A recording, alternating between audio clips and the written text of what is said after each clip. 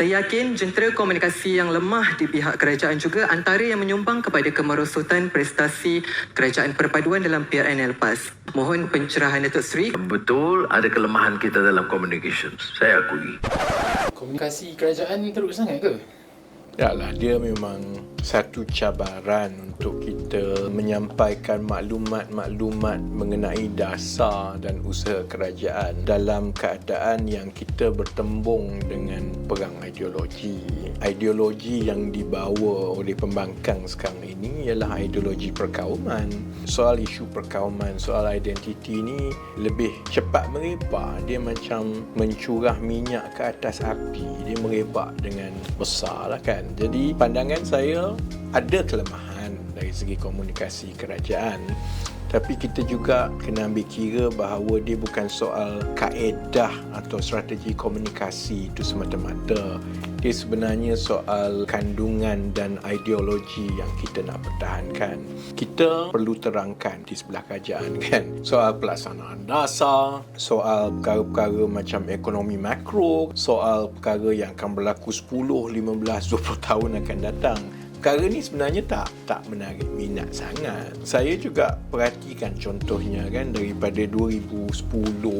Dia juga bergantung kepada masyarakat. Setiap gabungan politik ni dia ada penyokong masing-masing. Bila penyokong tu kepada parti yang jadi pembangkang, masa tu dia memang berjuang habis-habisan lah, sebab dia nak suruh parti dia jadi kerajaan. Jadi dia juga ada faktor yang penyokong-penyokong parti kerajaan ni memang selalunya agak docile, sebab parti dia dah jadi kerajaan. Jadi bagi dia semua dah okey. Jadi dia kurang bertempur sedikit, dia meneruskan hidup dia macam biasa, dia kurang bimbang tentang politik. Dan begitulah juga yang jadi pembangkang daripada kerajaan, dia jadi pembangkang, tiba-tiba yang sebelum ini tak bersuara, tiba-tiba dia jadi bising lah.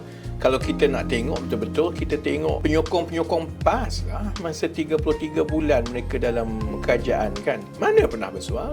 Harga barang naik ke, ayam tak ada ke, hidup orang susah ke, tak ada. Dia tak ada lah buat konten-konten semua ni, tak ada. Dia bila dia nak masuk pilihan raya, lepas tu bila dia kalah tak jadi kerajaan, semua bersemangat lah. Fatwa tak fatwa habis dah keluar semua kan. Tiba-tiba China nak mengambil alih Malaysia. Masa dia 33 bulan, dalam tu ada je pun wakil China, dalam perikatan dia pun ada China, tak pula timbul kan. Jadi kita juga kena mengambil kira bahawa tabiat penyokong-penyokong ni juga adalah sebahagian daripada ekosistem komunikasi. Jadi cabaran-cabaran itulah yang perlu ditangani oleh kerajaan. Ada kelemahan, ini termasuklah dari segi kepantasan kita menjawab dan berinteraksi dengan rakyat, yang itu insya-Allah saya yakin akan diperbaiki. Tapi kita juga kena faham bahawa kalaupun kita ada kaedah dan taktik komunikasi yang baik, dia masih lagi akan ada cabaran-cabaran kerana kita berdepan dengan ideologi politik perkauman yang mudah merebak seperti mencurah minyak ke atas api. Jadi ini adalah perkara-perkara yang saya sendiri akan ambil kira dalam kita memperbaiki kaedah komunikasi kita.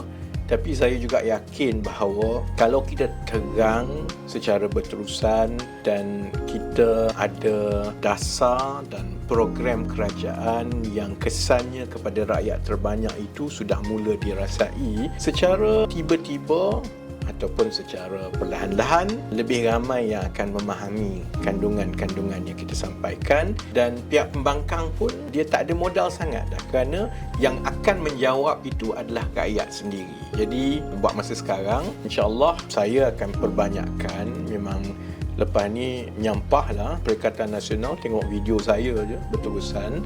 Tapi saya juga berharap supaya penyokong-penyokong dan aktivis-aktivis kerajaan perpaduan, kita gunakan kandungan-kandungan ini untuk disebarkan seolah-olah kita sekarang masih lagi pembangkang. Kerana semangat itu yang ada selalunya kepada penyokong pembangkang, semangat itu yang kita kena naikkan balik.